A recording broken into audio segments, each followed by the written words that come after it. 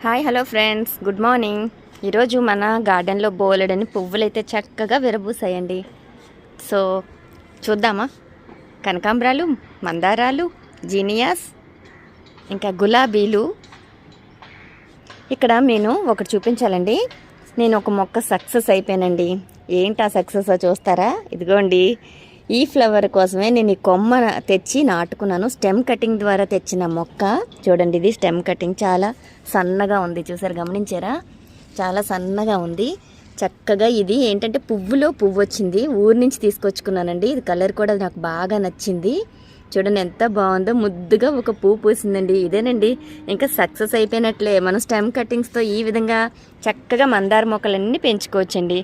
చూడండి, ఫ్రూట్ కూడా రెడీగా ఉంది. హాయ్. ఓకే ఫ్రెండ్స్, మళ్ళీ మంచి వీడియోలో కలుద్దాం. బాయ్ అండి, అప్పటి వరకు.